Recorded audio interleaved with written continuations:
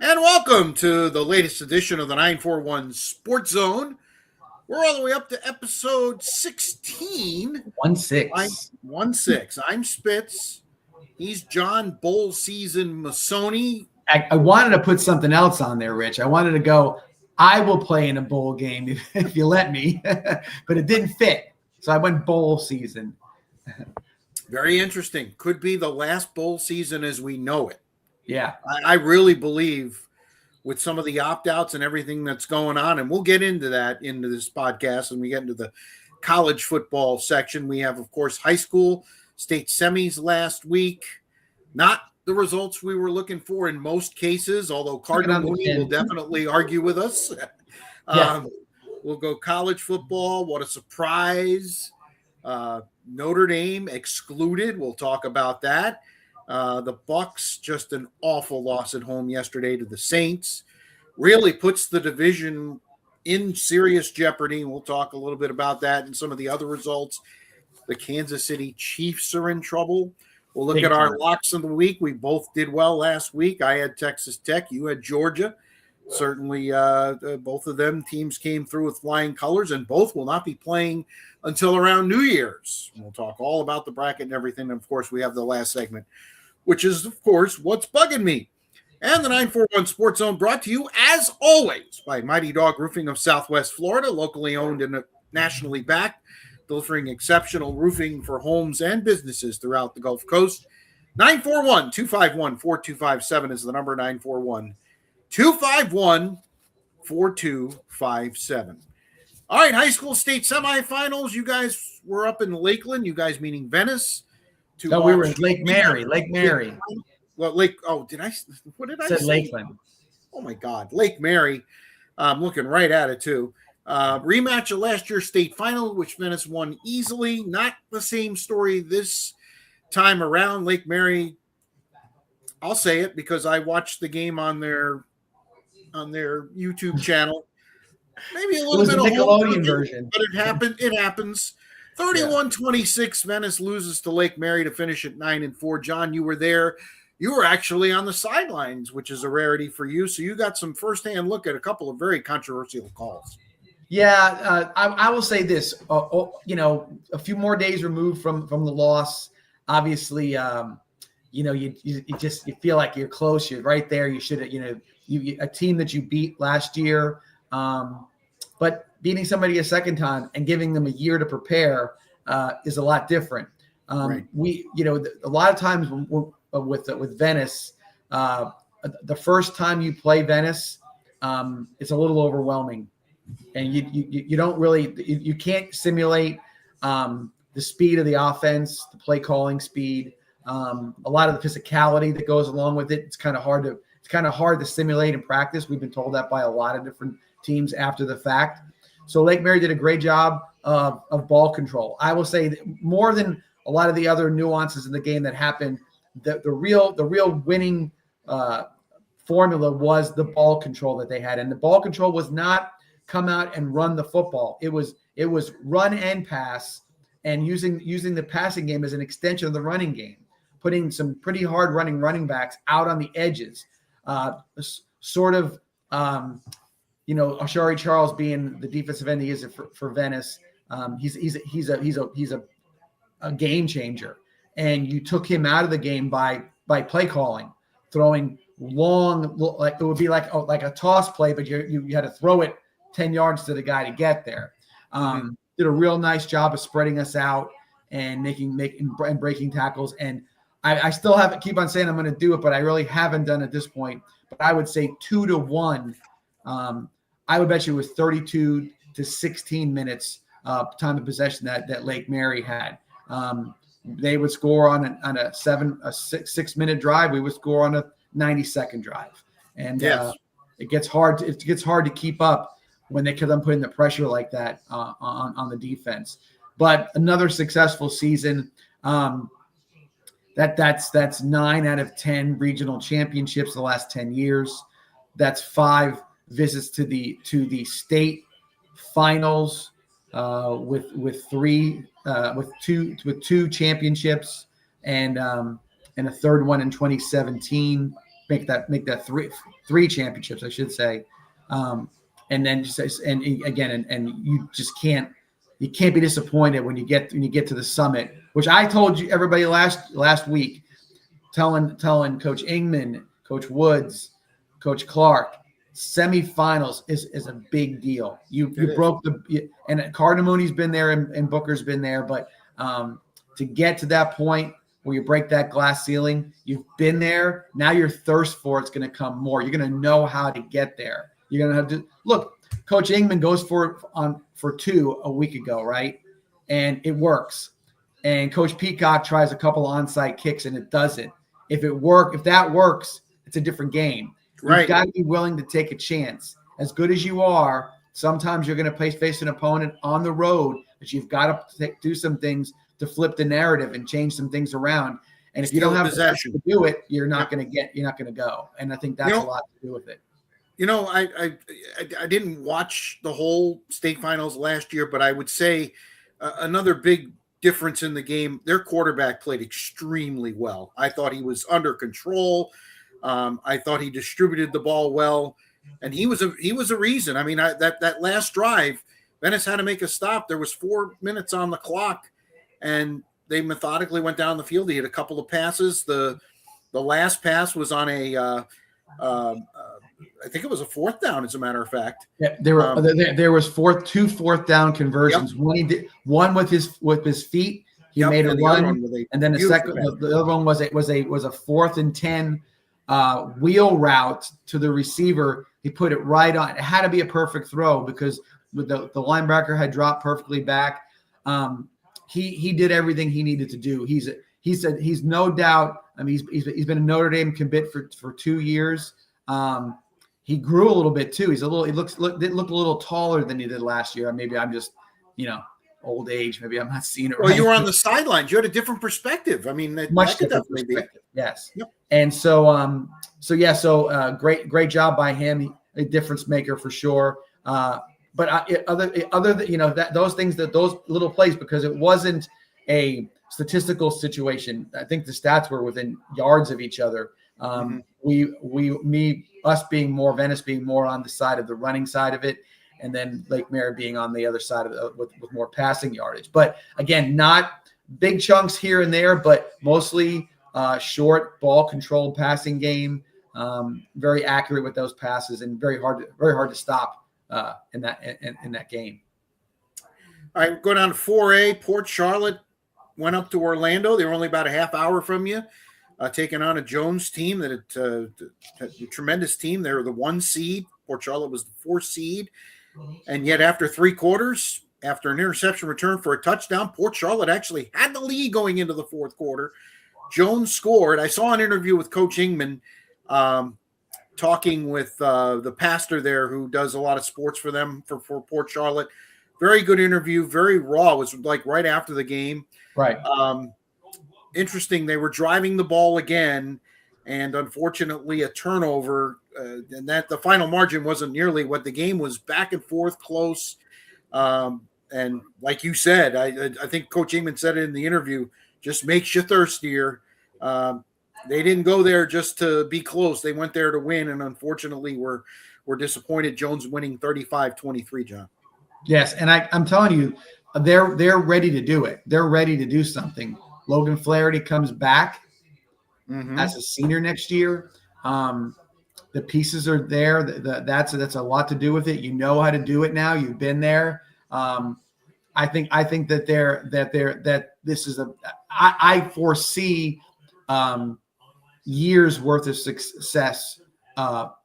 And there's a state championship in their future if they keep on this path. There's no doubt about it. But again, tip of the cap to them. They did a great job. Orlando Jones, heck, I'm sure it's kind of funny, ironically funny, but Orlando Jones a few years ago was the team that said, how do we do this? They were the ones trying to figure it out, and they did. And so that's when and they did.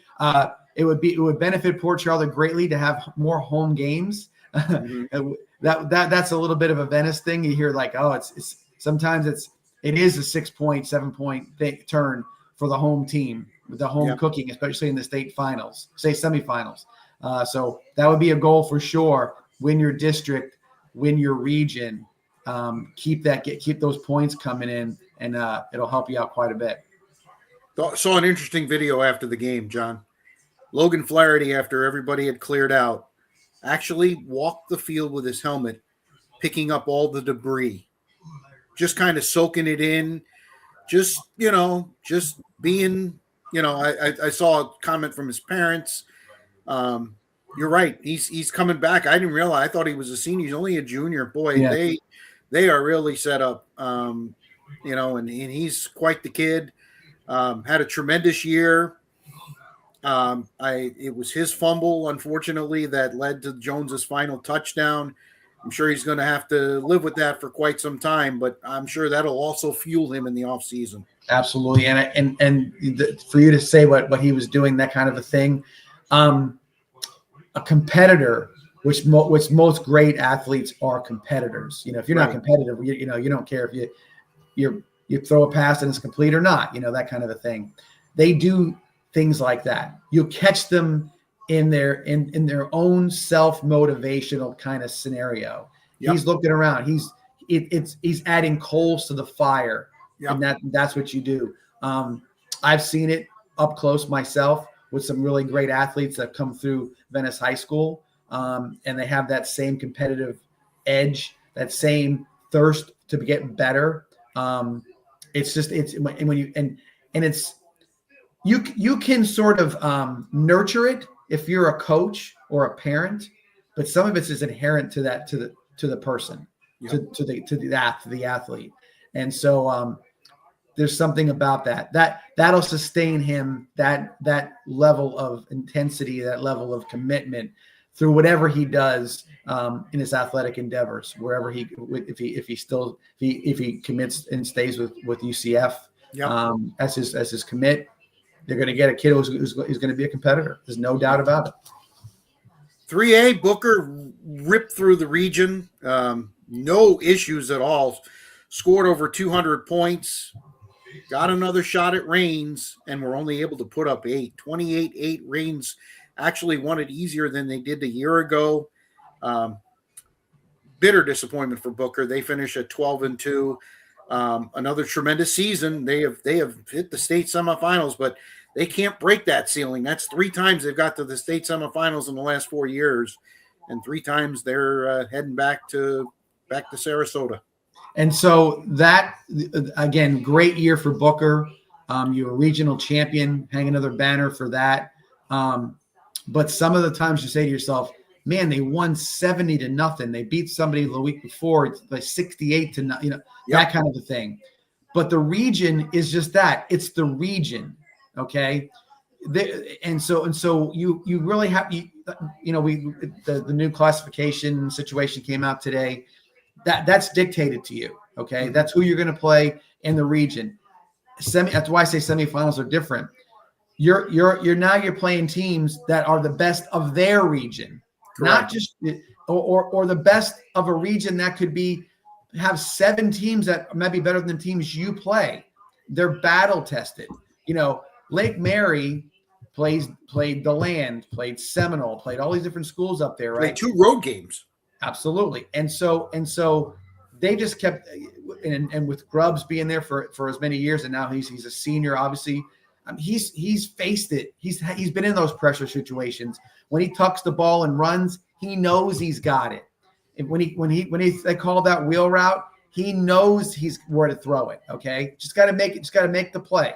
Okay, it's because once you know where you're going to go, what you're going to do, and your confidence is there, it's another level. Yep. When you see great games at the state championship or great games at the semifinals, it's because usually 2 teams have been there before. Okay, they know the ropes, so to speak. And sometimes when there's great games where teams are talented enough to win, but didn't know how to do it at that point in time. Right. So you look at that perspective, and I think Booker's a little bit trapped in the fact that they have a region that they can dominate at this point. And then when they get to the semifinals against a very good Jacksonville Rains football team, it turns out the way it turns out. So that's where you got to commit to the idea of maybe playing a tougher regular season schedule. Yes. Sometimes some people love to say, "Oh, I'm 10-0, I'm 11-0." You know what matters? The ring. Right. American Heritage, John. American Heritage is going into the. They have 6 losses. 6 losses. Yeah, they play everybody. Nobody wants to play them, so they got to play teams. They finished the regular season 4-6, and they're in the state finals. Right. I mean, there's something to be said. Venice, same thing. Listen, I think teams are learning. Manatee got all the way to the regional final too, and they were 4-6 in the regular season. Played an impossible schedule. Maybe they need to actually back off a little bit. Right. But sometimes you can go too far. Right. Yeah. But nonetheless, you got to find that, happy ground. And I would expect Booker, especially now that all the contracts have to be renewed, I expect them to maybe step it up a little bit. You don't have to go very far to step up. Let's take a look at 2A, Cardinal Mooney. All right. They're the one team that got to play at home. They had a rematch with Cocoa, the team that ended their year last year. And boy, did they put it on them. John, I saw this score, and I had to do 2 or 3 times. I looked at a couple different sources just to make sure it was right. Yeah. 40 to absolutely watching. 40 to nothing. I tell you what, they look like they're ready to hoist the championship next week. They've been there. They know what they're doing. Cocoa last year was a phenomenal football team. Their quarterback, as a junior, decided to go to Texas A&M early. Left early, a year early, or he would have been there for Cocoa this year. But they had players. They had a receiver that went to UCF, but he was trying to break Javon Hiley's single-season record for receptions in the state of Florida, the nation at some point in time. So they had a team, and boy, Mooney, they were ready to go in that game for sure. Now they get to go against the Bowles Academy, which is a very, I would say, factory, John. Say it. It's a factory. It's all about sports. It's all about sports at Bowles. There's no doubt about it. But there was a time there that they were winning every state championship around, similar to what St. Thomas Aquinas has done the last few years. And they've sort of mellowed out a little bit, I guess you would say, if you want to call it that. But they are back on it again. Really looking forward to that game. There's a few of them that are marquee matchups coming up this weekend down in Miami that I'll use my NFHS network subscription to watch a few of those ball games for sure. Yeah. This one is this Wednesday night, actually. Yes. Wednesday night at 7:30. It's the first of the finals. And I'll tell you what, I agree with you. I think it's going to be a fantastic game. We talked to Coach. He came to our preseason, the preseason thing that we did over at the media day. Media day. Thank you. All of a sudden, I couldn't think. Anyway, he came to the media day. He had a quiet confidence about them, and they stepped it up. They played Aquinas in the kickoff classic. They played a team out of Colorado that is a perennial power and played them within 3 points.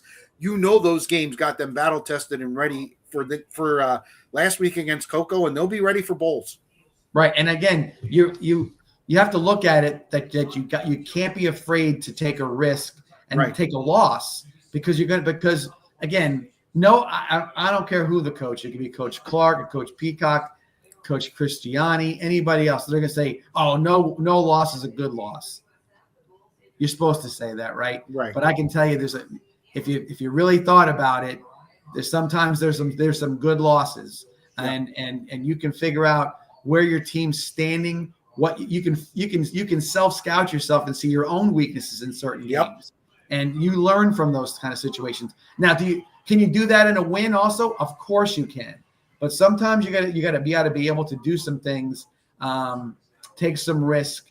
Don't get caught up in this undefeated thing. This doesn't. There's a lot of undefeated teams that lose in the second round. And it's just not something you have to be overly concerned with. There's the mythical national championship on Max Preps, and they're all undefeated. Come on, you don't get a trophy for that, though. Yeah, there's about 40 teams that in the whole country have a chance to win that. They all start out. They preordain 25 teams, and you got to do a lot to get out of that top 25. just know that what matters is the state champ. Don't win a championship. Let them rank you wherever they rank you and be happy Right. with it. That's what it is. Exactly. All right, so that's our look at high school. Good luck to the Cardinal Mooney Cougars as they head to Pitt Bull Stadium to take on Jacksonville Bulls again Wednesday night, 7:30. Should be a dandy. While I tell you who brings us the 941 Sports Zone, John, I'm gonna ask you to turn your TV down a little bit. Yeah, I know. I was trying to do it before. Get a little bit of feedback there. So anyway, the 941 Sports Zone brought to you by Mighty Dog Roofing of Southwest Florida. Give them a call, 941-251-4257. You guys' weather is now in tremendous mode. You're in December, January. Just, I remember living down there. Those, you just relish days in the high 70s and low 80s. And, you know, I won't tell you that as we record this just after 5 o'clock on Monday that it's 20 going down to 9 tonight here in Saugus, Massachusetts. And the sun's been set for an hour, right? Yeah, that is correct. It's set at 4:10 and it's 5:08 as we record. Yeah, it's been down. It's pitch black outside. Yeah. By the way, I was trying to, when I was talking before, to try to turn the TV off, and I couldn't do it. I forgot to turn it off. I was reaching. I wouldn't go. I'm like, I needed to go right-handed on it. So sorry about that. No problem. All right, let's move to college football. You know, you and I, that's a passion of ours. Yeah. I'm the only person in the Northeast that apparently has that passion, but nonetheless, they released the brackets. We had the championship games. Texas Tech, you know, after spotting BYU a 90-yard drive to go up 7-0, just blew their doors off. You know, BYU's a very good team. I am so glad that Texas Tech stayed in the getting a bye because I think they deserve it, John. Their only loss was to Arizona State on a week that their quarterback didn't play. They are a physical football team. They play tremendous defense. You know, they're going to be like a few teams in this tournament. Their offense is going to be what determines how far they go because their defense usually brings it. They look like a bunch of guys that are like 30 that are playing. I know it's that those damn mustaches everybody has these days, but nonetheless, they play such a physical style of football. Yep. And it's not so much because of their size that I say that. It's the manner in which they go about their business. They tackle really well. They're crisp in their runs and their blocks. You can just see that as the game went on, the momentum came. There was no way they were going to lose. There was just no way that game was. And BYU get through that first punch, and then they struggled after that. The entire rest of the game. Yeah, Texas Tech with a bye. I don't know how whoever's going to come, whoever they would play. I think it would be Oregon. The winner of Oregon, James Madison. So Oregon.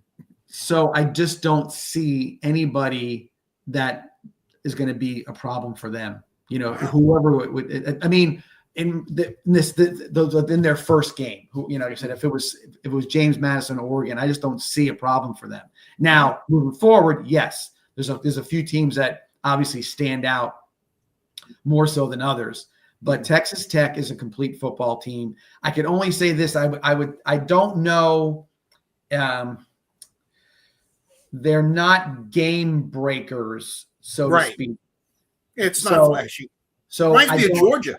Yeah, exactly. I don't know if getting behind the stick, so to speak, would help them. That might be the way to beat them. I would take the ball first if I was the team playing them, so I can try to get a lead on them. But we'll see. Looking forward to see how they perform. I think it's going to be well.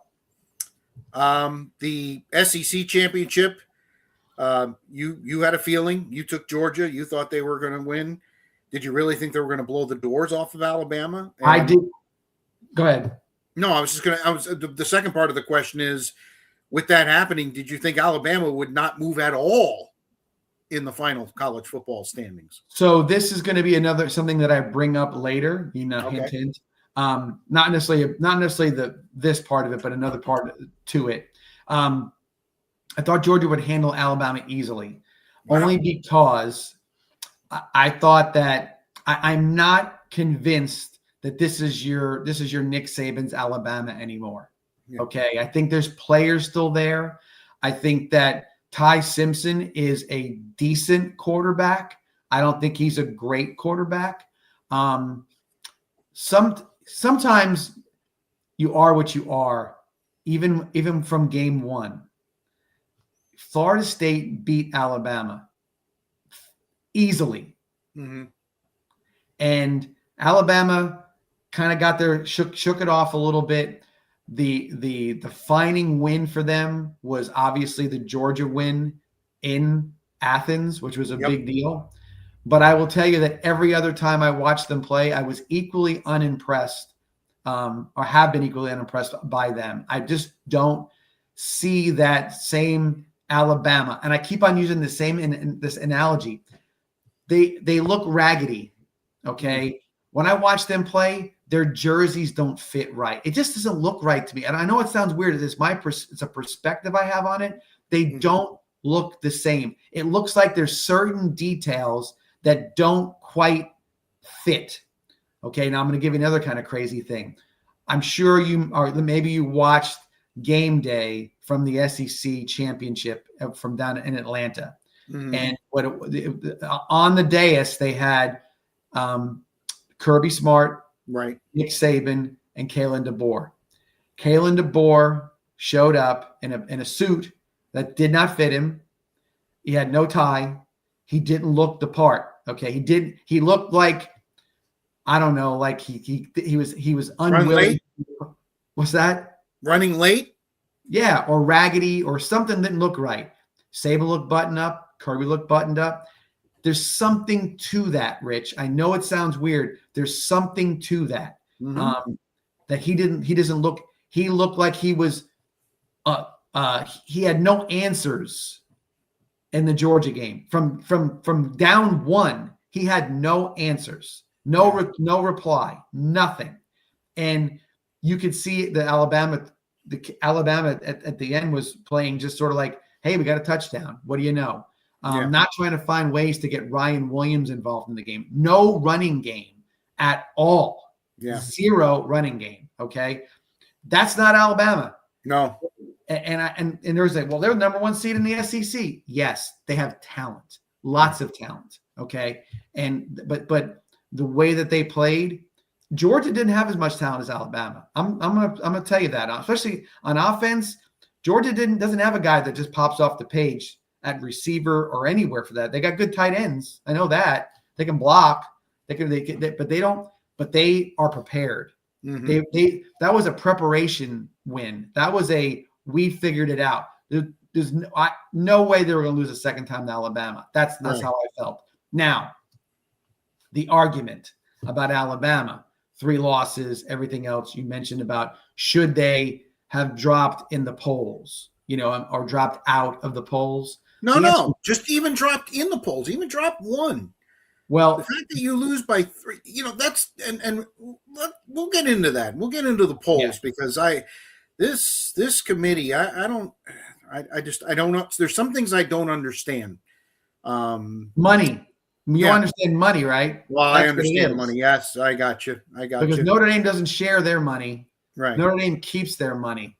And I guarantee you that and I haven't heard the details, but 3 hours worth of the ACC whining in the committee room overnight. People, the AD from Notre Dame basically said it. We now have a strained relationship with the ACC. Yes. Yeah, I saw an interview earlier today. You're right. And so that's part of the deal, that money played a part in it. Notre Dame don't need any, and ACC wants some money, and there's some things, there's something to it. I don't doubt that. But getting back to, should Alabama have dropped in the poll? My response is yes, but I don't think that the bowl should have been. I mean, not the bowls. I don't think that the championship games should have been an indicator. My personal feelings are that the poll for the championship should be before the championship games. Yeah. If you don't want Alabama to take a a dive because they had to play an extra game, then do the poll last week, and then everybody is good to go and there's no worries, and you would have had what you would have had. Right. And I think that was part of the problem. And by the way, I think the biggest thing too is just making a TV show out of rankings every week, so people can say, "Look where we are." It's unfortunately, we thought that going to 4 teams was going to make a difference. It wasn't going to be a beauty contest. Wrong. Now we're at 12 teams. It's still a damn beauty contest, no matter what anybody says. Yeah, I agree. And then the 2 games that were the late games on Saturday, the Big Ten championship lived up to the hype. Great. Give it up for Indiana. Let me tell you, they play that defense right now. That's, to me, the difference in the game. That, and I thought a couple of very questionable decisions by Ryan Day. But, as long as he gets them out of the way like he did against Michigan last year and, gets focused and ready for the run to the championship, I think they'll be just fine. I think the game was more important for Indiana. I thought Mendoza played extremely well, especially in the second half. I thought he was money in the second half.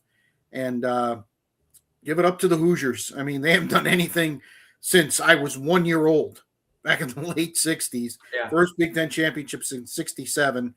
I love the people that are like, well, I'm concerned about them in the playoff because they celebrated so much on the field. Really? Come on. First of all, they're not going to play until New Year's Day. Okay. They're going to be in the Rose Bowl. Right. All right. Right. I mean, that's where their game is going to be. All right. Those kids deserve to celebrate. What they've done over the last 2 years is nothing short of incredible. They know that was, so again, goes back to the same thing. Enjoy the moment, right? Enjoy it. Mm-hmm. So it's just like I said, you win a regional championship in high school, celebrate. You did something great. Lake Mary beats Venice. We watched them celebrate. They deserve to celebrate. Yep. They're going to play. They're going to play on Saturday night and go for a championship. You should celebrate. It's not a problem. Sidebar about the Big Ten and the championship game. Indiana turned my opinion around in the Oregon game this year. Yep. When they physically beat the hell out of them with a Dan Lanning team that, you expect them to be tough because he coming from that Georgia background and everything else. They made him look. They whipped them. They did a great job. But there's something about the Big Ten that Indiana could have this quick of a rise from the ashes, so to speak. The Big Ten wants so badly to have the whole country think how great they are. You know what I'm saying? Like SEC says, we're the best. And Big Ten's like, no, we are. We've won 2 of the last national championships and this and that. But what everybody fails to realize is, yes, you can have a great team or 2 at the top of the conference. Okay. It's the whole conference that you're talking about, not the top 2. Okay. Now it's, well, Oregon's good. Sure they are. Okay. Sure they are. But they're in addition to what was there before. There's an addition. Mm-hmm. Okay. And so they're already good. They came in good. They're already good. And so I'll give you that. But the fact that Cignetti can come in and take an Indiana team with a lot of portal transfers, we understand all that and everything else, coach and be at the top of the pinnacle of the conference in 2 years, boy, that says something about the conference. Maybe maybe the teams that are going from 4 through 16 or whatever it is, maybe they're not the conference everybody wants to think they are. No. And my other point to this is that I still can't understand till now. I can't understand one bit why it took Penn State 95 days to get Matt Campbell from Iowa State, who nobody wanted anymore. He was up for jobs for years and never took one, never got the offer. I don't know. And that's remember, Penn State was supposed to be the number 1 team in the country this year. It was supposed to be Penn State, and they've dropped. Nebraska is stuck at 7-5. And now their quarterback's supposed to leave, and this is no good here. There's some things that are really, really interesting. My real big thing is, and it's probably something we're talking about as well, is that I think I'm going to look forward to seeing something in another team in the next 2 years in the Big Ten to see how good they do. and it's Michigan State. Because Pat Fitzgerald, and I know there's a lot to talk about controversially about him, about hazing and certain things like that, but he's been cleared. He arbitrated his way out of the situation, and he's going to Michigan State, which is an absolutely perfect fit for that guy. Yeah. He's got a fan base that likes to be, they're the little brother. I know Michigan State guy hates to hear that, but what are they Michigan. And look out. I'm telling you, Pat Fitzgerald is gonna. He was at Northwestern for life. He wasn't going anywhere, and he was competitive, trying to win Big Ten championships at Northwestern. Right. Go to Michigan State to see what happens. So if Fitzgerald does what I think he can do, you'll know where the Big Ten is. You'll understand. Right. Well, I think you're right there, but I also think Michigan the next couple of years. They were very young this year. There's a chance that they could have 5 or 6 really, really good teams, but I don't think anybody is ever going to be as deep as the SEC. But that's neither here nor there. You still get into the tournament. You still got to win the tournament. You still got to win. Absolutely. Win the requisite amount of games, depending on where you land in the bracket. I thought Ohio State would drop to 3 behind Georgia. I don't have a problem with them being at 2. Their only loss is to the number 1 team in the country. Right. That's the way it should be. Right. Right. And so I thought, and Georgia's sitting on the 3 line. And quite frankly, looking at the bracket, I think the 3 line's easier than the 2 line. I really do. And we'll get into that in just that's exactly the truth. You're absolutely right. So that's the luck of the draw, one way or the other. No, if you're in the top 4, there's no way you should have any trouble, any worry about anybody come next. Well, if you're that good, if you're top 4 in the country, whoever's coming up next to play you should be fine with it. Yeah. You should be okay with it. There shouldn't be like, oh, I don't want to play so-and-so. No, you want to play anybody who comes your way. Right. You're that good. Yeah. Well, we'll see how it goes. I mean, Oregon was the 1 seed last year. They drew Ohio State in the Rose Bowl, and Ohio State boat raced them. Sometimes it's just all about matchups. And rematches. That was a rematch from a game in the regular season last year. So we'll have to wait and see. And, all those games that we just talked about were in packed stadiums. Yes. And then there was the game in Charlotte right. between Virginia and Duke. And quite frankly, I didn't see anything. The way it ended, it actually worked out very well. The Big Ten went over to the ACC game, and it was late in the fourth quarter. Duke had a lead, made a couple of very stupid penalties on the final drive. Virginia took advantage, got the tying touchdown with 22 seconds left. Duke scored in overtime, and Virginia inexplicably had a penalty on the extra point that pushed them they roughed the passer. My apologies. Yeah. They roughed the passer on the touchdown, which started them back to the 40, and they threw an interception on the first pass. Duke wins. And John, I got to be honest with you. I mean, obviously Duke's ACC champs. They're heading to El Paso. Congratulations. They're playing in the Tony the Tiger Sun Bowl against Arizona State, whose quarterback, by the way, no-showed their banquet, so he's done. Yep. Out. And this is what you're going to see throughout all the bowl. Mm-hmm. This is why I think, John, the Bulls are really, really, really in trouble. Because Kansas State and Iowa State. Let me get off on that tangent later. Go back to the ACC thing. Duke wins. They're not going to get in the tournament. I think that's why, in the ultimate end, the committee took Miami, because they did not want to have another tournament without the best team in the ACC. Would you agree? Yeah, that's the answer they don't want to give, because they don't want to say they did that. Right. Okay? But they did do that, and I think that's what the Notre Dame AD was complaining about. Be transparent. Tell me what you did, so I can at least explain to the team why they got hosed. Okay, or what the logic behind it was. And for the ACC to lobby against Notre Dame while they're in the ACC and every other sport except football, I'd be pissed too. I'd be.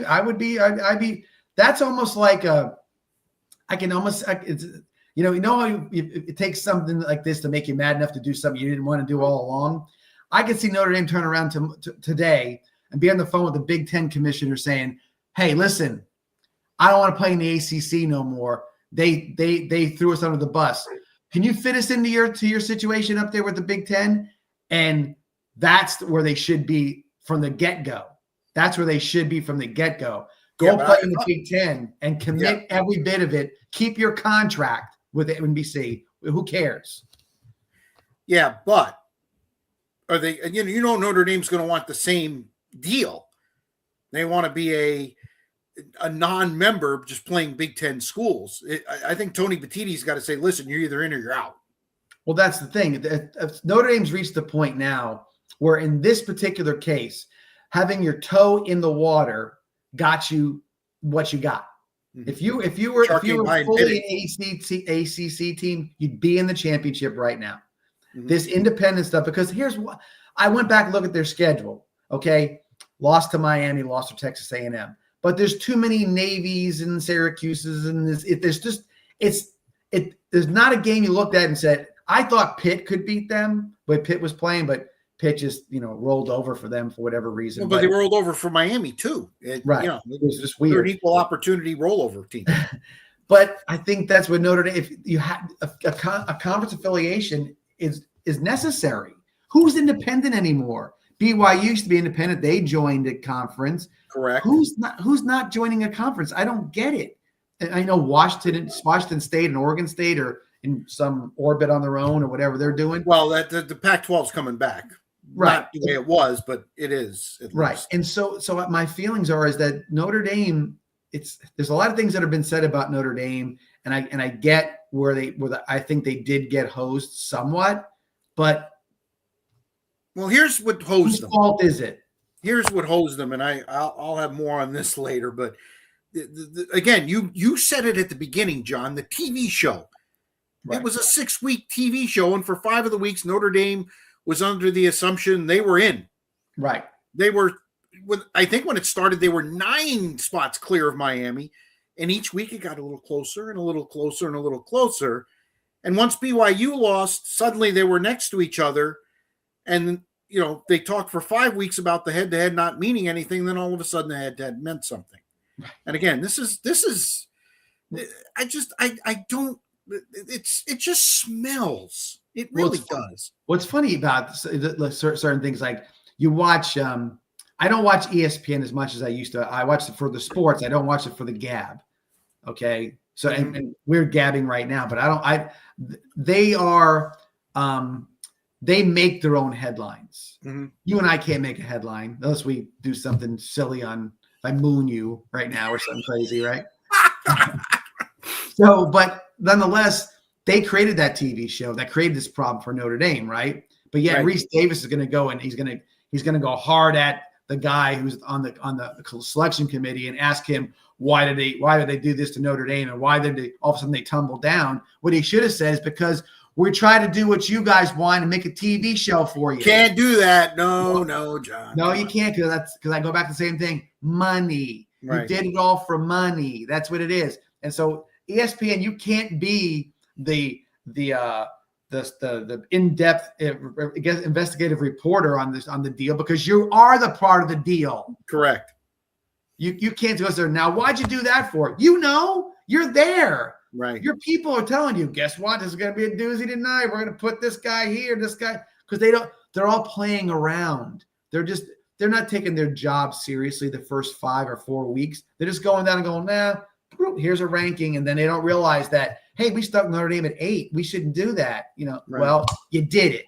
Right. So now you got to, so that whole bull crap about, hey, we're going to find out what's really, you're not being transparent. You're part of the problem. You're part of the problem. You're the narrative, part of the narrative. And it's interesting already. It's been announced, and they haven't come up with a new plan. They've got till January 23rd to come up with what's going to happen next year. Is it going to be 12 teams? Is it going to be 14 teams? Is it going to be 16 teams? But one thing they've already said is, if this happened next year, Notre Dame would be in, because if they're in the top 12, they get an automatic bid. Right. Okay. I just. Left, right. I don't make the rules as you go along. I mean, they've got to come up with something a little more concrete. They made it they made it overly complicated. Okay. Yep. It's not as hard as you want to make it out to be. And I've said all along that If you're number 13, boo hoo, Right. because you wouldn't have had a chance at anything 4 years ago. Okay. Right. It's, I get it. And I'm sorry that Notre Dame, somebody was going to get it. Miami, Notre Dame, or Alabama was going to be disappointed. Okay. But that's the risk you take. You lost 2 games. You didn't have a clean slate. You're not undefeated. You lost 2 games, and the rest of your games you played subpar opponents the entirety of the rest of your season. Granted, we can argue resumes over and over again. I told you how I didn't think Alabama was as good as they were, that they're not as good as everybody thinks they are. And that's fine. But someone's argument was going to win. Either Notre Dame was going to win or going to lose, or Miami was going to lose, or one of them was going to lose. Unfortunately for Notre Dame, it was them. We would be talking to Alabama's AD or Miami's AD if they got host too. So it's just unfortunate that they were the bottom 3 teams. Well, here's the unfortunate part is that you made it was originally the Power 5. Then there were only 4 teams, and you still left the verbiage as the 5 best conference champions. So now you have 2 teams that, quite frankly, don't belong. James Madison and Tulane. Apologies to your new head coach. Right. No. It's that again, it's just all over the place. So you're trying to get the 12 best teams, except you're not trying to get the 12 best teams. You're trying to stay out of court because you need to, have a G5 team or G6 or whatever the hell you want to call it. And now you got 2 G6 teams. Right. Well, Notre Dame should be in over one of those G6 teams, but because of your verbiage, this is what happens. They're making the wrong argument. Right. The argument isn't about if Notre Dame or Alabama or the 3 of them all deserve to be there. If you look at it, the 2 teams they put in don't. It was only 10 teams this year. That's what it was. It wasn't 12. You had 10 teams because they lost 2 spots.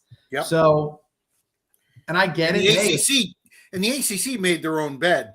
Absolutely. If they would have punished the ACC, you know what? Change your damn tiebreaker procedures. Where the 5th best team. How stupid is that? Yes. We talked about it a little bit last week. That's bad leadership. Untied end. You didn't think anything. The next thing you know, it comes back to bite you. Yeah. Stupid. The committee probably saved the ACC commissioner's job by getting Miami in. I'm telling you that whatever begging me was being done was being done. Put us in there. Do this. And we don't care if you screw over Notre Dame. We don't care. Get us in this thing. We can't be locked out. We're a partner with everybody here. We can't be locked out. And they should have been. Right. All right. So here's the schedule as it came out. The first game, standalone game, Friday, December 19th, 7:30, 4-letter network. Alabama at Oklahoma, 9 at 8. Alabama a slight favorite in the game. So here's another thing. I mean, I guess they did it right because, Texas A&M, I thought Texas A&M should have been 6 and Ole Miss should have been 7. But then if you look at it, you're like, well, Ole Miss's only losses to the number 3 team, whereas Texas A&M lost to Texas. Where did they finish? 10th, 11th, 12th, something like that. So I guess in that sense they did it right. But really, if they were really doing this, rematches to me don't do much, especially this one where Alabama's favored, and they should be favored because they dominated that game against Oklahoma and basically turned the ball over and handed the game to them. Right. There's no doubt about it. No, I again, you're right how this all sort of plays itself out. I do like most of the matchups, though. I have to say that. I mean, I like Ole Miss and Tulane. I think I like that. There's some closeness to the teams right there. John, the first game was 45-14. Yes, I know. Closest is what? Proximity? Yeah, proximity. Yeah. All right. Yeah. So you're going to get a fan base there. I'm telling you, the first round of these games, 2 of the games are going to be, they might be layup. I mean, they might be something they want to even turn the TV on for. I don't know. At least maybe checking it out. Not by accident. The 2 games that are the layups are up against the NFL games because the NFL decided to play games on Saturday. Right. Oh, and one of them is Ravens Steelers Part 2. Okay. Right. And the other one's Eagles Commanders, and nobody knew that the Commanders were going to suck as bad as they do. Right. But nonetheless, the NFL put up their middle finger. So because of that, Miami and Texas A&M are going to play at 11 o'clock in the morning on Saturday to avoid the NFL games. Everybody in Texas, everybody's like, why are they playing so early? Open your eyes. A&M, an early 3.5-point favorite. I think Miami's got a shot to win that game. I really do.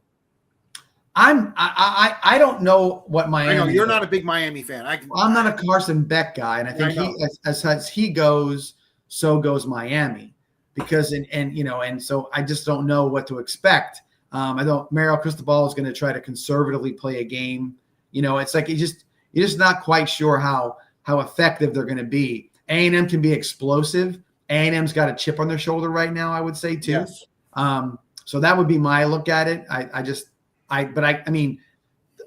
Only game I'd be surprised that if somebody lost, and I know you think I'm a little crazy, but if Oregon lost to James Madison, I would be shocked. Well, it's a 3-touchdown spread. I would be more than shocked. If Tulane, I would be stunned. Yeah, I would be stunned if Tulane even gave Ole Miss a game. Well, here's the caveat, and I know there's a lot of weird things going on in Mississippi right now, right? We know that it's a tough deal. They're not coming in here that you never know. You might get the most motivated team ever, or a team that's like, I don't know what I'm doing here. So there's a little bit of that. If something happened, went a little screwbally on them, it wouldn't surprise me terribly. I'd be like, oh, okay. And but I think the only game that would shock me would be Oregon losing. Speaking of surprises, coaching. Some coaches were introduced actually earlier on Monday. Brian Hartline at USF. I think that's a home run hire for them. Wide receivers coach at Ohio State. A lot of people thought he was rocketing up. A lot of people thought USF got a good coach there. Matt Campbell, who's been very loyal to Iowa State, finally said, listen, I got to move on. He's going to try to take over the mess that is Penn State. But the one that just hit me in the jaw, Billy Napier's already employed again. Yeah. And he's at a pretty damn good school, James Madison. Your thoughts, John, on your former coach getting a job right out of the chute? Here's what it is. Sometimes, how can I put this the right way? Sometimes politically correct, please. Sometimes you are a great slow pitch softball player because it's slow pitch, and you can be the best. You could have the best swing ever for slow pitch softball, and then you go play fast pitch softball, and you can't lay a bunt down. He is a slow pitch softball guy. Okay. So go to James Madison. He's going to put together the whole. He should have took the interview that he did for Florida and just give it to James Madison. I'm going to set up all your stuff. We're going to recruit really well. I've got this plan. I'm going to call the plays, whatever it may be. And they're like, hey, we had Signetti. He did the same thing. Chesney, he did the same thing. Come on, Billy. What's the difference? Come on down. You're the next guy. You're getting a Division I, top-notch coach. Supposedly, right? Supposedly. Yeah, right. So get him now, and he wants to keep coaching. I mean, if I'm James Madison and I'm a fan of James Madison, he's probably got a rope about this long, but he may be the guy that he would have been a big hire for you 3 years ago. If he didn't go to Florida and you got him from James Madison, you would have said, wow, we got a great deal there. We did fantastically. Real quick, back to the Brian Hartline hire at USF. So as much as I'm a big Pat Fitzgerald proponent for Michigan State of being this is 1B hire. This is phenomenal. Yeah. Phenomenal. He is going to recruit like crazy. And I don't think he's going to go out and recruit the leftovers like sometimes USF and other guys. I'm not trying to be mean, but he's going to go and he's going to go out after 4-star guys and 5-star guys. And he's going to say, guess who Jeremiah Smith wanted to go play for? Me.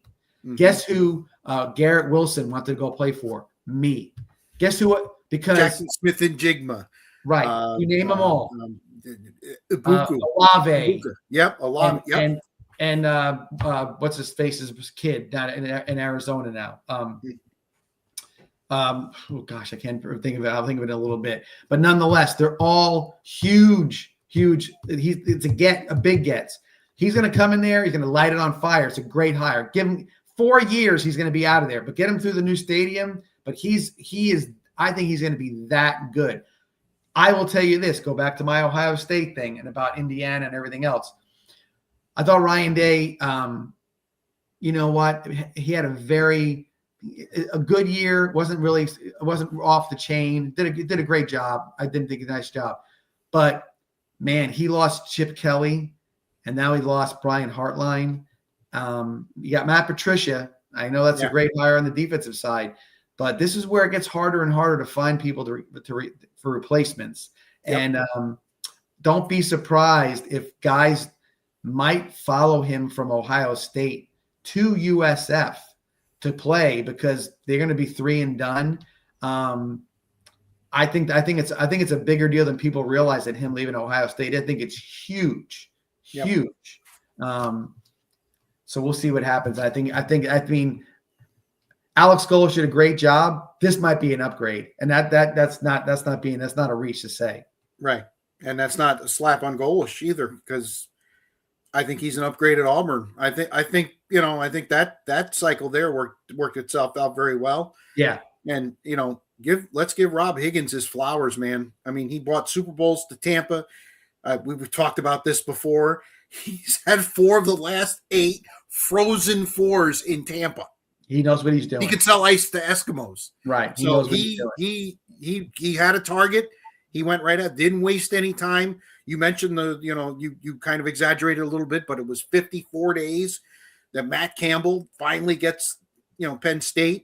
And I'd much rather be where Brian Hartline is right now than Matt Campbell. 100%. I got to be honest with you. If Penn State would have hired Brian Hartline, I wouldn't have blinked. Yeah. He again, no coaching experience, but if you said, "Hey, he's going over there," I would be like, "Okay, he can build a team. He's been around the block a little bit. Can recruit the heck out of some people." Yep. So yeah, I think it's an unbelievable hire for USF. When I heard that, I was like, I turned around. What? Did I hear that right? That's the guy who got hired. That's a great get. Really great get. Unbelievable signing.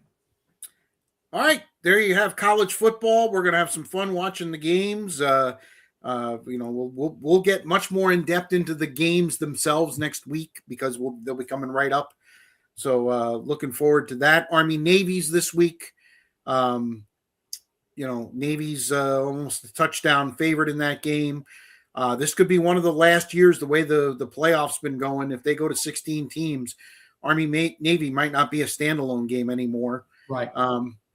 It's more than just the football, John. I mean, it really is. And, we've had some kids from our area play in this game. I mean, our schools, I think it's, here's the question for you, Rich. What happens? And this is not a reach. Navy wins the conference or Army wins the conference and they're number 23 in the country and they get put in the bowl. They're in the championship. What happens if they're in the first round game? That's a great question. Because nobody NCAA, we're probably the only 2 people thinking about that right now. NCAA is like, oh, whatever, ain't never going to happen. No one, ACC is never going to be beat by 2 other conferences. It happens a year later. You know what I mean? Yeah. It's like when you don't think it's going to happen, it's going to happen. Mm-hmm. And I'll tell you the truth, Army Navy could or should be. Listen, the championship games, of the conferences, they can be spread out a bit. Army Navy could be very much in the middle of the day of those championship games. Did I really need to see BYU and Texas Tech at noon? Yeah, maybe not. Maybe that could have been a Friday game. Maybe it could have been another game. Maybe Army Navy goes into that situation, or maybe they play on rivalry weekend like everybody else does. Mm-hmm. But I mean, something would have to change, unfortunately. But we'll see. Everything is evolving. All right. Again, the 941 Sports Zone brought to you by the good folks at Mighty Dog Roofing of Southwest Florida. Locally owned, nationally backed. The best of both worlds, delivering exceptional roofing for homes and businesses up and down the Gulf Coast. 941-251-4257 is the number. 941-251-4257. the drama that is the National Football League. And there's drama in Tampa. Yeah. And I went to my favorite hangout and watched the first half of that game. And I know the Bucs led at halftime. I was like, I took my ball and went home. I'm like, This does not look like a motivated team. And again, this goes back to the Rams game. The Bucs not ready to play. They gave up a long kickoff. We're talking about the Saints here, for crying out loud. Right. I know it's a rival. Listen, the Saints do more winning in Tampa than any other road team, and they did it again. But I mean, you're talking about Tyler Shuck at quarterback with 2 long touchdown runs. Defense doesn't come up big. Baker looks like he's hurt or unmotivated. And yeah. I'm going to say hurt. I'm with you. I think he's still hurt. Bucky Irving got dinged up again in the game. It just couldn't go any worse for the Bucs.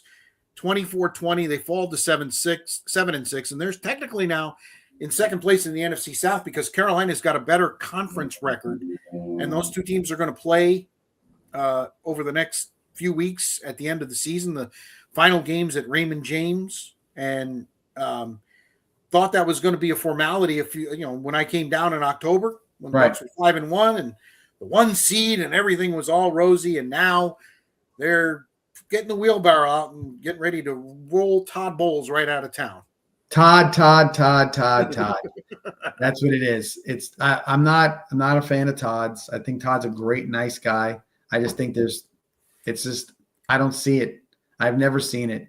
And you just watch how things are unraveling with him again. I've seen this picture before. Yeah, this movie's an old movie. Yeah. It's just the same thing. There's the inspiration, the motivation, whatever you want to call it. Sometimes you got to be able to kick somebody in the ass and get him motivated. And I don't think it's happening. I think Todd's like, just go do your best, and we'll scheme, and we'll do this and we'll do that. It's like Baker looks tired. Yeah. Hurt and tired. He really it's like, so what's wrong? What's the, he gets Godwin back. It doesn't look, he has nothing looks right. Ibuka had a key drop in the end zone. They just, this was a team effort on the negative side. If they would have won, I'd be saying the same thing. If they would have pulled that game out, I'd be saying the same thing. So whatever happened, they had 7 good weeks, and now they're just trying to figure it all out again. It doesn't look promising to me. There's too many comparing to all the other good teams in the NFC right now. They're not even they're not close. Not in the same zip code, and they're probably going to have to, if they do manage to win the division, they're probably going to have to play one of them, either Seattle or the Rams, is my guess, in the first round. Yeah. In a 4-5 game, and that could turn out to be ugly, especially since they beat both teams. Well, actually, no, the Rams beat them. They beat Seattle in the regular season. I was thinking of the 49ers for some reason. That could be another one of the teams that could be that matchup. And here the Bucs had a chance, if they wanted to make a change, they could have, pivoted from Todd Bowles to Liam Cohen. Instead, they let Liam Cohen go to Jacksonville. I know it was awkward in the beginning. I know that he and Trevor Lawrence at times look like they're not on the same page, but 9-4, first place in the AFC South.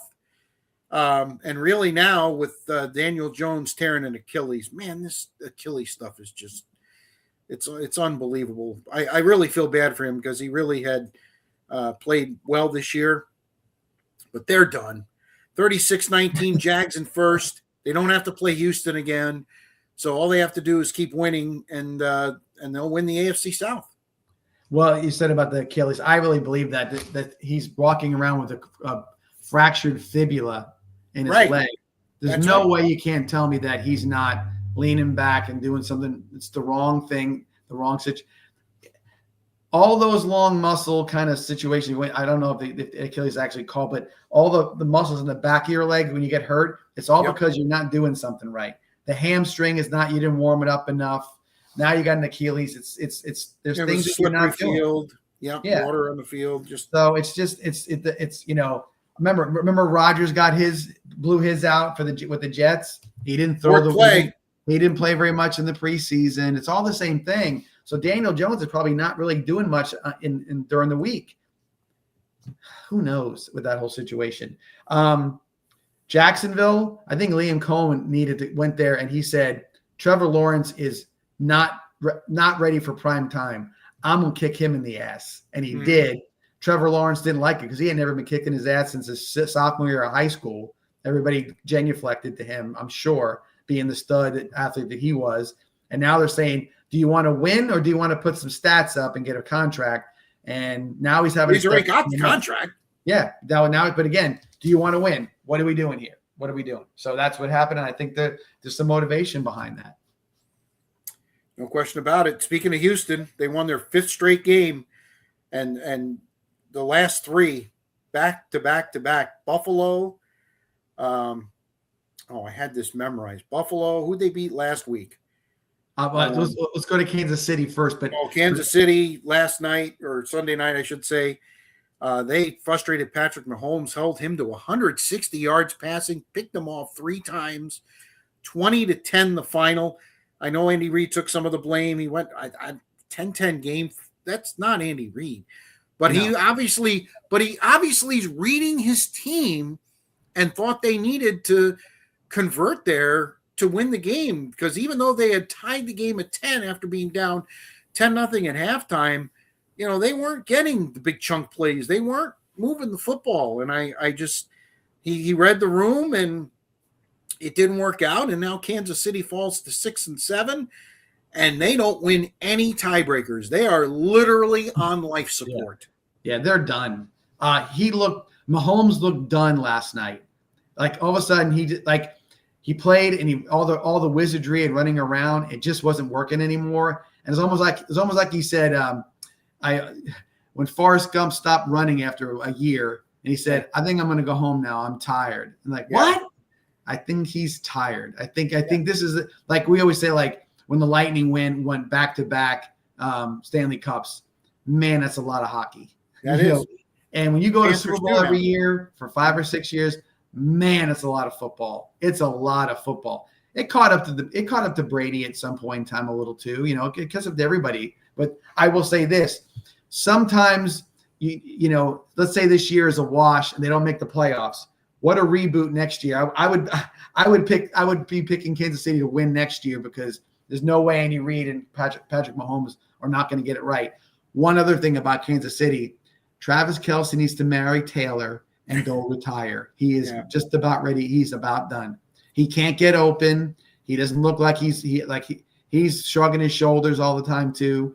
He's not the dude at this point. He really is. Well, here's the other problem for Kansas City, John.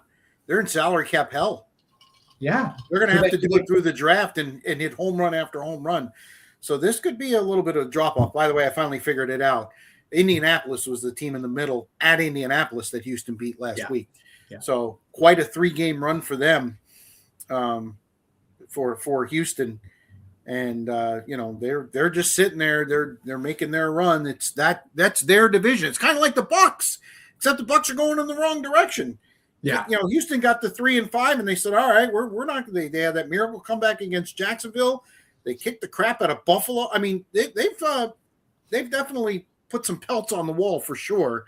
And now they can see the finish line from where they are. And you want to play the Texans? If you're the Patriots, if you're the Broncos, do you want to play the Texans? No. I don't think so right now. No, you don't. Really, really don't. They're going to be a very dangerous team. Speaking of the Bills, fourth quarter rally, and it's the defense that does it.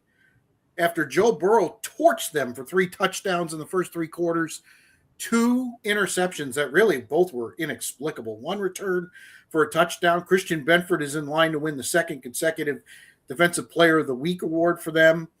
And Josh Allen does just enough. I know he's one of your favorites.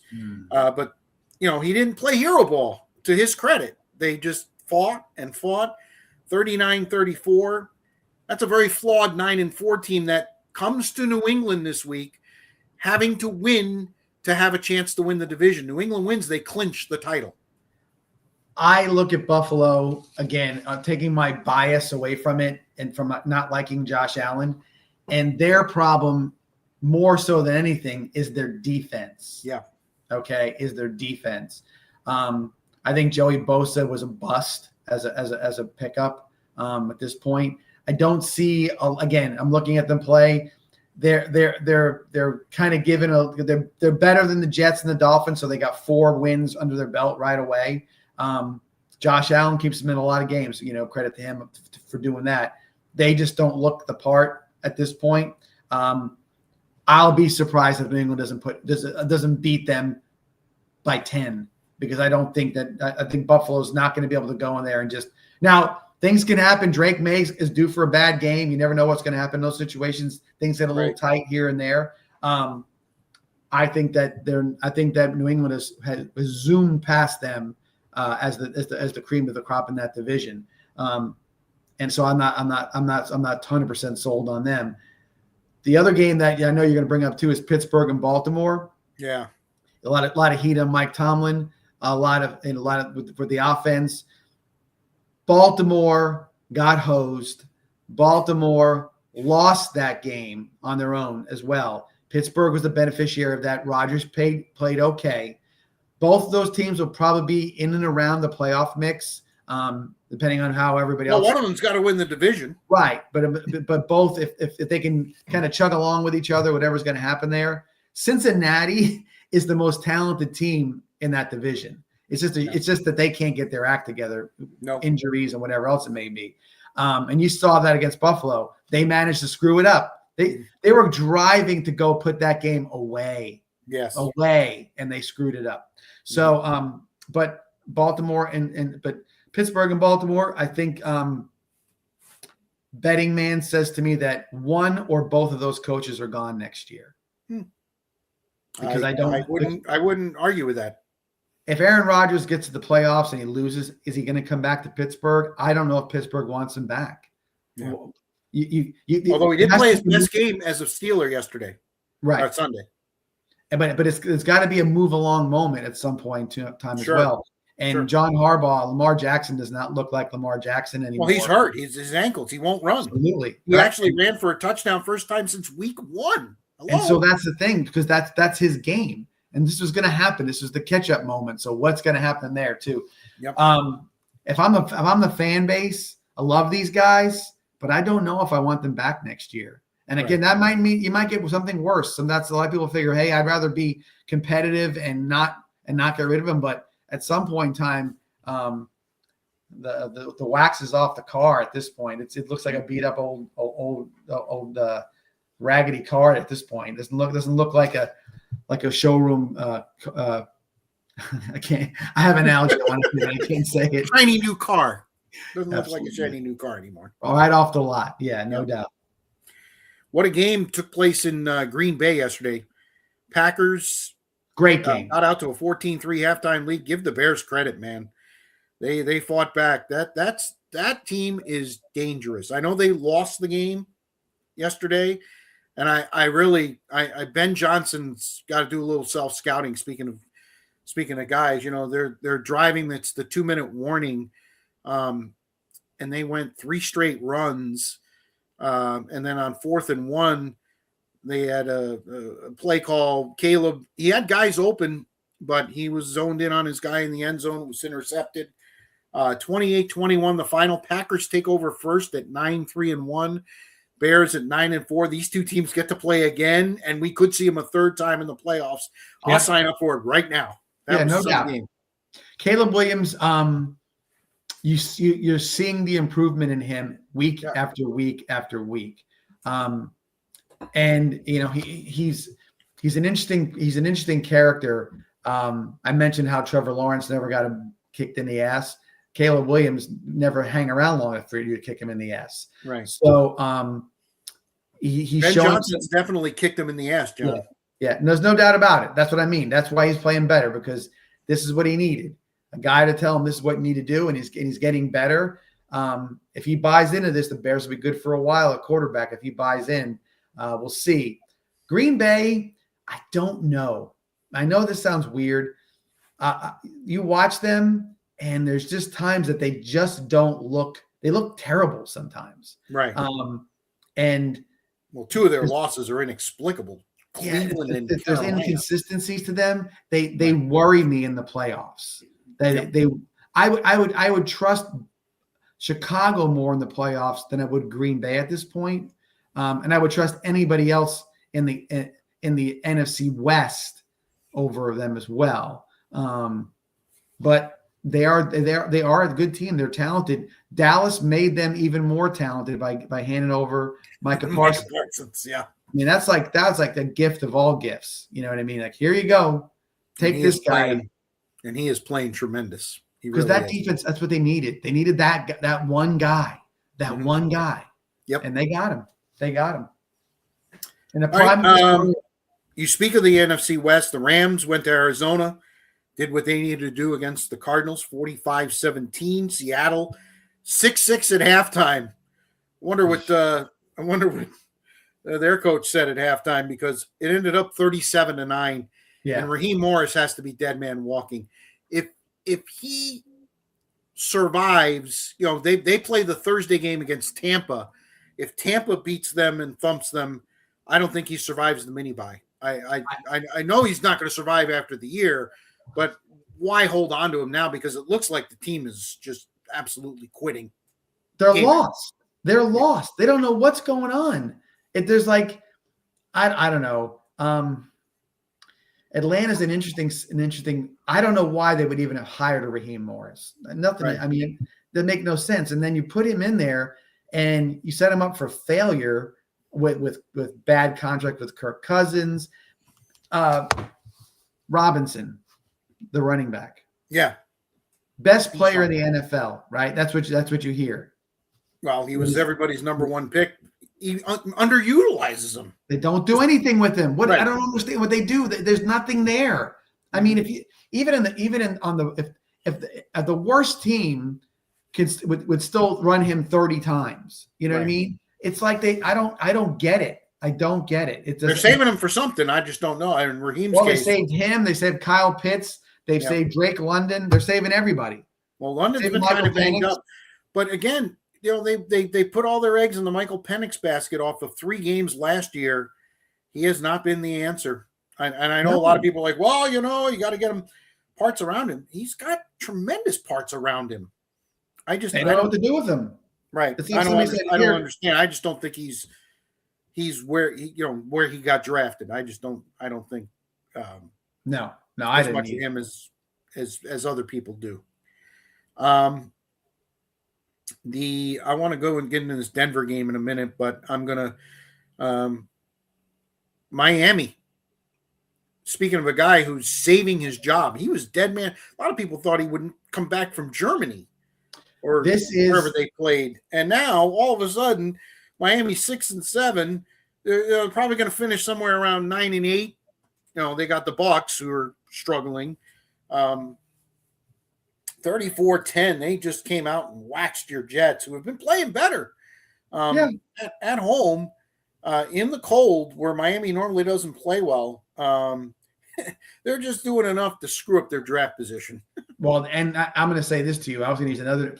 That's 100% true, but this is Florida Gators 2024. Billy Napier's 5-game run that brought him back. Okay. Mm-hmm. It's the same thing. You think it's going to change? You think Tua's got any better? I don't know. Does Waddle want to stay there anymore? Is Tyreek Hill ever going to come back? No. With his Tyreek Hill's gone. So what? And they traded away their best defender to Philadelphia.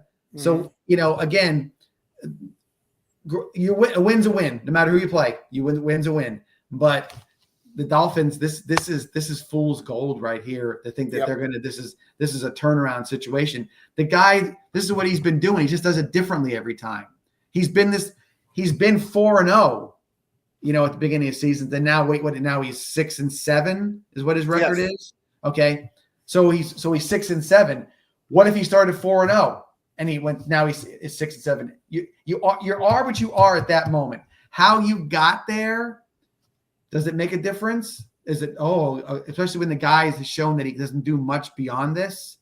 You know what I mean? You're right. 9-8 is very possible for them, or 8-9. Or like, and if you're a Miami fan, are you sitting there going, can't wait till next year to see that all again? No, you're not. No, you're not. I would prefer. I said this before to a buddy of mine, and I said I would right now. I prefer where the Jets are at 3-10 than where Miami is at 6-7. Absolutely, you're going to get some picks for sure. And then there was the game in Vegas, and it's in Vegas, and it's interesting that it was in Vegas. Denver's blowing out Vegas. They're up 17 with a little over 2 minutes to go. They score a touchdown. They get the ball back. They're still down 10, and to their credit, they're trying. But what is Pete Carroll doing, kicking a field goal as the clock runs out at 24-14? So he makes it 24-17 and puts all the eyes on him because, the spread was 8.5. Right. And, you don't think. Sometimes it's obvious, Rich. Yeah. I mean, hello. Seriously? Sometimes it's obvious. Let me tell you, sometimes it's obvious. Pete the nose Carroll, on my face. Yeah. Pete Carroll, his coaching career's beginning of the end was when Malcolm Butler intercepted the ball at the goal line. Him and Russell Wilson, that was the end of their careers right there. That was it. They've been mediocre to bad ever since. They show flashes, but there's nothing there. And why the Raiders would hire Pete Carroll, what a Raider thing to do, I don't know. Well, there you go. What a Raider thing to do. You said it. You answered your own question, John. Congratulations. We're going to build a team with a new coach. And how are we going to do it? We're going to get an Ashton Genty as a running back. That's going to be our first pick we need. We have Geno Smith at quarterback. We have Pete. Golly, they couldn't. Who's even a receiver for them? They had Myers from New England. He's gone. They got the tight end. They got Bowers. That's the only I drafted tight end Bowers from Georgia. Yeah. But yeah. All right. As we record on Monday evening, the Chargers are getting ready to play the Eagles. Are the Eagles going to continue in free fall?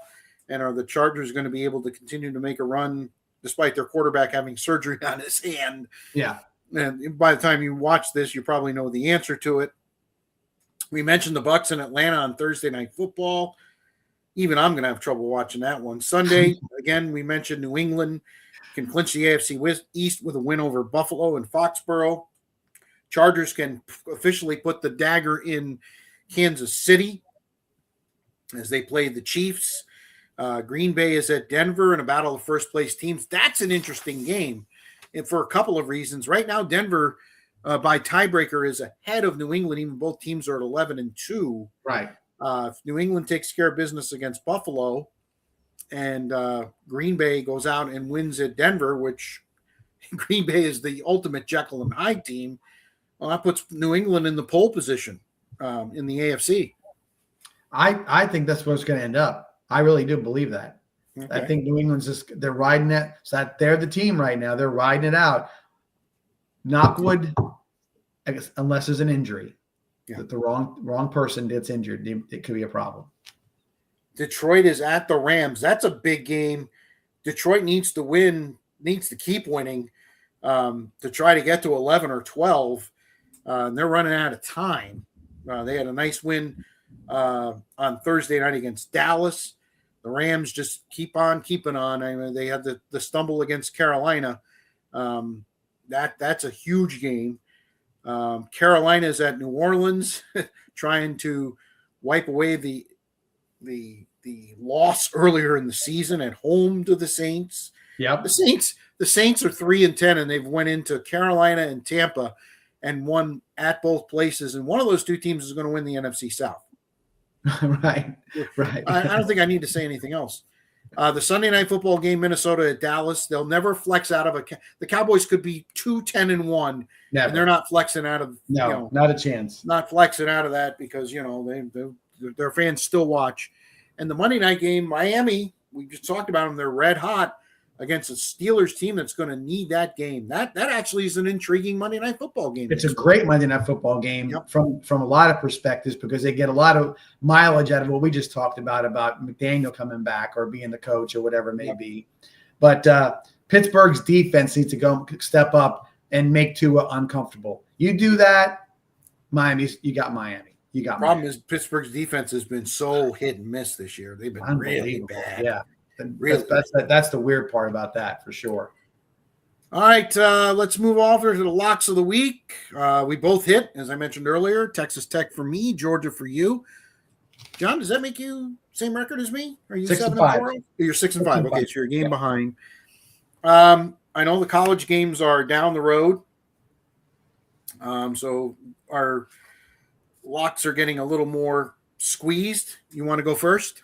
Yeah, I'll go quick. And I said it a little bit. We see how I'm leaning. New England over Buffalo. Okay, I've got that game. There might be big. There might be some bigger games in this week, but I think that's intriguing to see if that happens.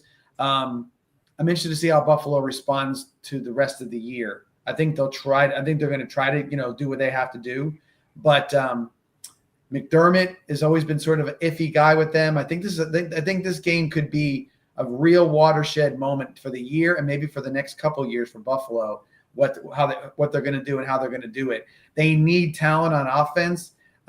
They need to do something to give Josh Allen some help. I don't think it's there this year, and I think New England's going to go out there with a Mike Vrabel coach team, and they're going to win a game solidly over Buffalo. So I got New England over Guess Buffalo. what, John? Guess what? What's that? You get 1.5 points. I'm not surprised. Buffalo's favored. Wow. Okay. But again, I know they're the incumbent. I know they're the 5-time defending champions. Think if you lined up 10 guys that you know that bet on games, okay, that bet on games, how many look in this game right now, okay, and say Buffalo can't lose? They got more motivated, and I don't believe in New England yet. I can promise you, I know a few people who are enamored with Buffalo, who think that it's just Josh Allen's going to do this and do that. And look, New England's still the same place it was when Tom Brady was there. They're the same fan base. They're just as avid as they were before. They're going to pack the house out. They're going to be in a frenzy. And Mike Vrabel he knows how to win. This is not new to him. He knows how to win. And I'm a Jets fan. I hate the Patriots. I can't. Not exactly a Bills fan either, but yeah. No, I mean the Patriots. I can never beat them. What the hell? And so, but I'm just saying, it's look at it from the perspective. But you know what? Guys they're gonna bet heavy on Buffalo. So what do you expect? The money goes the other direction. Got to balance it out. As soon as we get off the air, I'm throwing money on New England. I can't believe that line. I know. The other game I'll take for my lock, Carolina. Okay. They're not losing 2 games in a row to New Orleans. They're only laying 2.5. I'll lay that all day long too. So I've got Carolina. You've got New England with points. Pretty incredible. All right. Final segment. I mean, we can go 8 million ways. We can go the same way on this. Time for What's Bugging Me. Okay, me first. You're on the tee box, my friend. Okay, so what's bugging me? I've kind of danced around. There's a lot of tentacles, sort of like all out on this thing with the committee and the lineup for the playoffs for college football. But what's bugging me more than anything else is how it's bugging other people. Now follow me with this. Okay. I'm more bugged about what people are bugged about. Everybody knew that the bottom of the bottom half of this thing was always going to be a rough scenario. There was going to be the rest of the guy conference champ was going to be in the highest ranked of the other 6 conferences. That was always going to be. So there's 11 teams, right? I think that people are upset because of what happened to Notre Dame when It wasn't what happened. It was how it happened. Right. You're bugged for the wrong reason. The three teams, you could have made a case for each one being in or each one being out. Okay. Miami lost to Louisville and to SMU. Not great. And they didn't show up in certain games. Didn't look good all the time. Carson Beck hasn't been there. So eye test and all that stuff. Alabama, 3 losses. Okay. They're right there alone could have said something about it. And then Notre Dame, 2 great losses, if you want to call them that, but the rest of the schedule was like pedestrian. So you had all those things right there. But everybody has to realize this is what it was. This is what it was going to be. The criteria is put in place. I understand, like I said, about ESPN having a TV show and ranking people and doing it was all a bunch of crap to get to where they got to. The real issue here is that you're mad for the wrong reasons. You're mad because it's really about how they did it, not what happened to, not the who did it to. Just how the whole thing forward. So you got to understand that. So are they going to fix it, or what are they going to do? Possibly they'll do something. Will they go to 16 teams or 24 teams? I'm hearing now, which is another thing altogether. I just don't think that to me, Notre Dame not getting in over the other two isn't really that big of a deal. I didn't even put Alabama in that equation. I thought Alabama should not have been penalized for losing in the SEC championship game. It came down to Miami and Notre Dame. That's what it came down to. And when you put them side by side and take Alabama out of the equation, what does it come down to? Head to head. Yeah. Miami beat Notre Dame. Yelling about for 6 weeks now. So that's it. So you're mad about this. You're mad, but it's not who got hosed, if you want to say that. Someone was going to get hosed. It's how they came about. That's the problem. And so don't be mad about it. Be mad at the process. Don't be mad at the team or the teams that got in instead of them. They all had legitimate reasons, and if you take Alabama out of it, it's pretty damn simple. Miami beat Notre Dame. I hate what bugs me is the process. Right. We talked about it. The fact that when it started, there were 9 spots between them. Then there were 6 spots between them. Then there were 4 spots between them. And then, basically they threw BYU between them last week. Why didn't he just do this last week? I don't understand. And the process needs to be fixed. Right. And it needs to be, you say right, but it's, I have no confidence that we're going to get to January 23rd and it's going to be fixed. No. And what does fixed mean? Does fixed mean we go to 16 teams so then we can placate the G5? And then we're guaranteed 4 Big Ten, 4 SEC, Notre Dame, and a G5, and then everybody's left to fight. Obviously, Big 12 and ACC, you would think, and everybody's left to fight the 4 last spots. Greg Sankey sat here and said on game day on Saturday. I don't know if you saw it. I know you were doing chores while you're doing. He says we deserve 7 teams in. Well, Greg, why don't you just make it an SEC? Why don't you just make it an SEC invitation? He's kind of like the softball. He's always asking for more. Made it. Yeah, he's always asking for more. Let me ask you a quick question. Yep. So the process in 1973. Okay, I just picking a name out of the air. You had a beauty contest, right? Right. Total.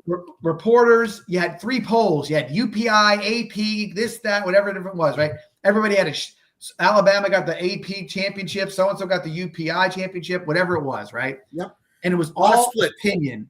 An opinion based on newspaper reports, not even TV. You couldn't watch the games. You can watch every game now. Every single friggin' game is on TV, right? So you actually can see these games. Back in the day when they had the coaches poll, the coaches didn't do the poll. They had their assistant do it. They still do it. They still do it. Right.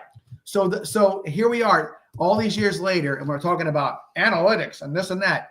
No, it's still somebody's freaking opinion. Yeah, opinions. It's still opinions. So everybody's like, we're all shocked. And then when you put the money involved in it, right now, if I'm fixing it, what's the first thing I'm going to do? if I have the balls enough to do it, hello, ESPN. We're canceling the stupid ranking show that Reese and Acho and everybody else, whoever else is on it, yeah, right? Whoever else it is, it's over. We're not doing it anymore, okay? Because it's turning into a fiasco. It's a joke. Nobody's going to watch it anymore anyway because they think it's a damn joke is what it is, right? Because what happened at the end, it only mattered at the end when they went back and said, oh, we better fix our problem now. It's real now. What'd you do for the other 7 weeks? Play checkers and then to say, oh, yeah, here's whatever somebody said, let's do it. Now it got real. That's what's bad about it. So they're not going to fix it because ESPN's going to say, we ain't canceling no show. We paid you $8 trillion to get the rights. We'll have 25 shows on if we want to. We don't care. We paid you. So that's what it comes down to. Yes, that's what I was saying before. It was annoying. Let me be the investigative reporter. This is Reese Davis here. I'm here I'm going to ask this guy a real tough question. Where were you 4 weeks ago asking this the tough question? You didn't ask shit because you didn't care. Now it's switched around. Yeah, that's the way it should have been before. Why didn't you say it before? Why wouldn't you make it a big stink then?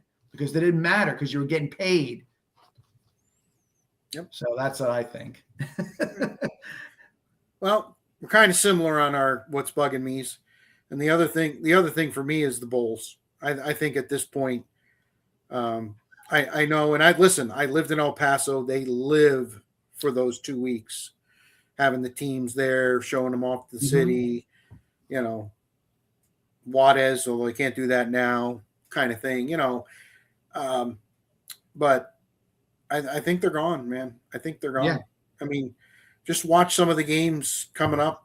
I just told you the Sun Bowl is Duke, who won the ACC, and again, air quotes, against Arizona State, who's going to be playing some quarterback that played a couple of games that, when Sam Levitt got hurt and, they didn't do squat on offense. So they're really going to do squat now.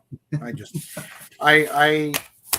bowl system is broken. It's done. Let me help you out real quick with what you just said. Okay. Yeah, go ahead. Bowl games. I'll go. I'm just going to go real quick. Boise State versus Washington. I'm going to tell you what bowl it is. Troy versus Jacksonville State.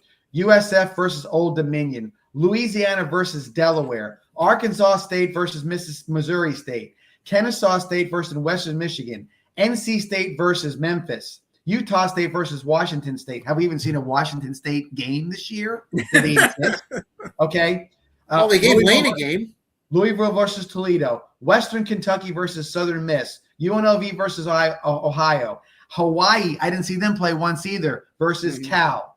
Any of these games getting you excited just yet? Not at all. Northwestern versus Central Michigan. Minnesota versus New Mexico. UTSA versus FIU. We're going. This is the list. Okay. Yeah.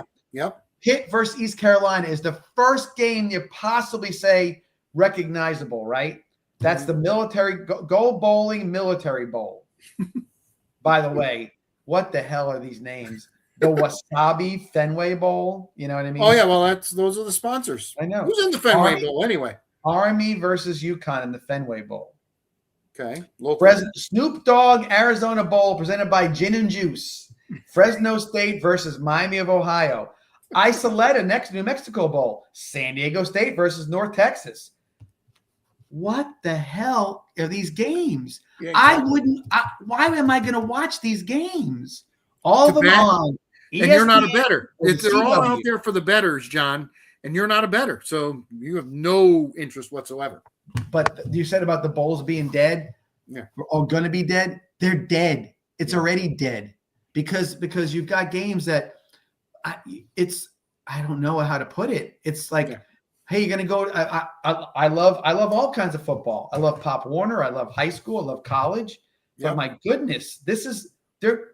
Where'd all the teams go? Where's everybody at?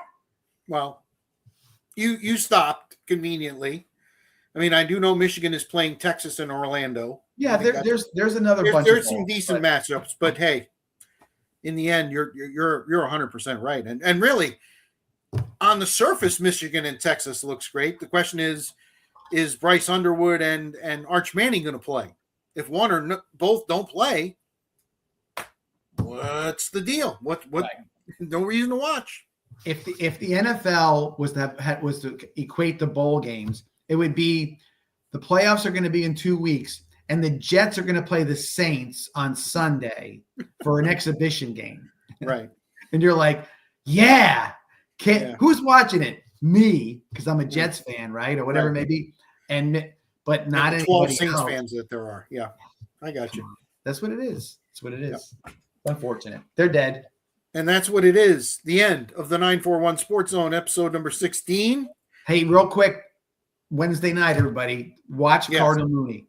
I'm pretty sure it's NFHS Network again that usually does this. But check it out on FHSAA.com. If you don't know, it'll tell you who the partner is on the state championship. Root them on. Come on, this is local guys. Well, you know, the rivalries they're around here and there. We know that, but we want this area to be known for how good a football it is. And right now, it's probably at its peak this year. And let's keep it at that way. And we better root on the guys who get there. You know, no doubt about it. Let's watch them bring home the trophy. I'm with you. I've been on the field for trophy ceremonies. I know how great it is. I know how great it is for the parents and everybody else. So by all means, everybody watch the games. Watch that game in particular and see if the Cougars can't bring it home. All right. That'll do it now officially for the 941 Sports Zone. We'll be back with you next Monday. We'll dive into the college football games more deeply. There are a couple of, I think, decent first-round matchups. Maybe over here. Let me throw something, a production thing. Maybe we should do a little competition picking the bowls. Okay. The ones that matter, or you want to go through all the ones you all just of them. did? What the hell? I want all of them. They'll just see what happens with it. All right. I have to find a coin. I got to find a coin because I'll be flipping a coin on 20 of them. No doubt. All right. So we're back at you next week. Look for us, Facebook, Twitter, formerly known as Twitter, now X, YouTube, and everywhere else you got your pods. For John Bowl Season Masoni, we don't know why he loves the bowls. I'm Spitz. Until next week. So long, everybody. Bye-bye.